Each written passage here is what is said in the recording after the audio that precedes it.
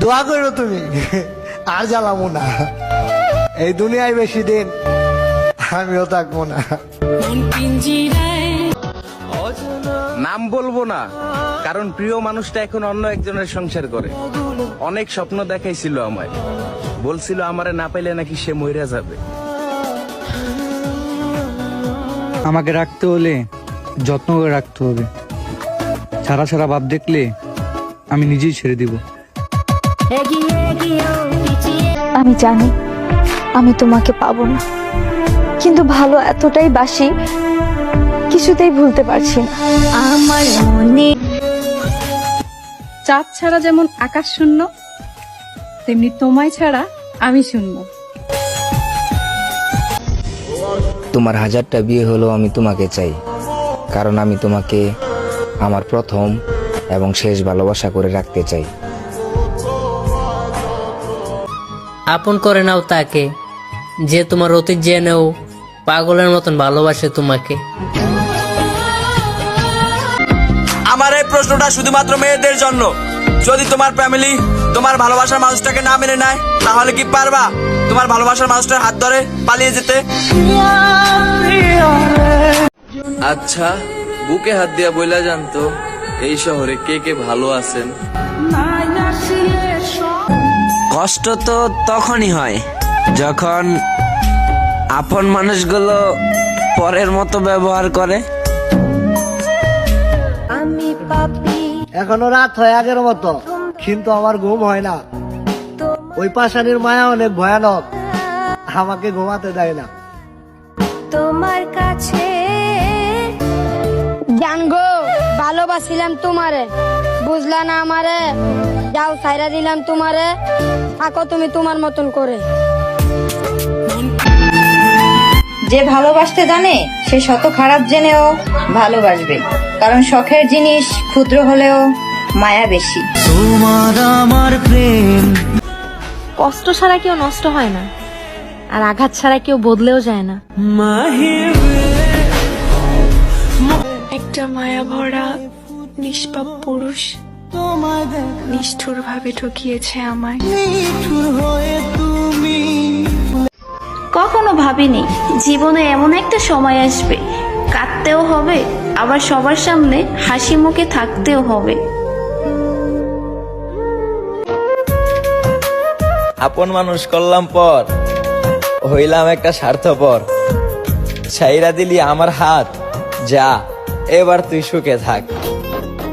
আমায় কইরা গেলি একটি গাছে দুটি পাখি বেঁধেছিল বাসা, সারা জীবন থাকবে বলে মনে ছিল আশা। হঠাৎ করে বৃষ্টি এলো, ভেঙে দিল বাসা, তারপর থেকে শেষ হয়ে গেল পাখির ভালোবাসা। জানরে হাজার হাজার বার বলছো তুমি বাসো আমায় ভালো, এখন আমার আসমানে মেঘ জমায় তুমি নেড়ে দাও আলো। তুমি আমারে কান্দায় চাইছো সুখী হইতা, সুখী হইছো জান। ও একবার বলছিল ওর আপন মানুষ আমি, এরপর থেকে আজ পর্যন্ত অন্য কাউরে আপন বানাই নাই আমি।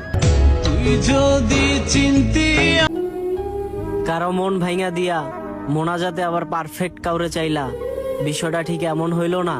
সৃষ্টির মনে লাথি মাইরা স্রষ্টার ইবাদত করলা।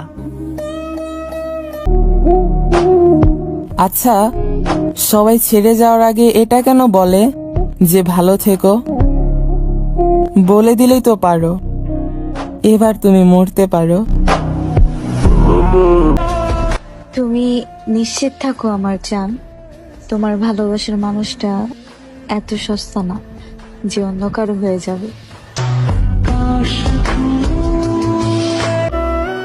সে চায়নি কখনো আমার সাথে থাকতে, তাই আমি চাইও পারিনি তার রাখতে।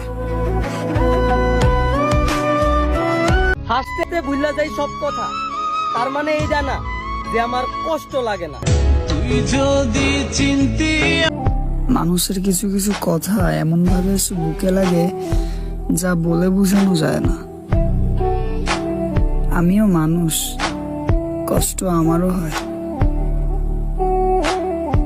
বুঝেও ইচ্ছা করে তারা বুঝতে চায় না।